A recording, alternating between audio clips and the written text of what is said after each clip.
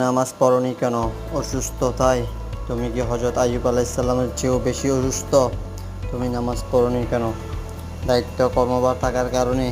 তোমার কি হযরত সুলাইমান আলাইহিসসালামের চেয়েও বড় রাজত্ব নাকি, যে দায়িত্ব সামলাতে গিয়ে নামাজ পড়নি? তুমি নামাজ পড়নি কেন? স্বামীর অত্যাচারের কারণে? তোমার স্বামী কি বিবি আসিয়ার স্বামী ফেরাউনের চেয়েও বেশি অত্যাচারী? তুমি নামাজ পড়নি কেন? সাংসারিক কাজকর্মের কারণে? তুমি কি মা ফাতেমার চেয়ে বেশি সংসারী? না, নামাজ না পড়ার জন্য আল্লাহর কাছে কোনো অজুহাত চাইবে না। সমুদ্রে হাবুডুবু খেলেও তখন নামাজ ওয়াক্ত হলে নামাজ আদায় করতে হবে, কারণ প্রতিটা শ্বাস প্রশ্বাসের জন্য আমরা আল্লাহর কাছে ঋণী।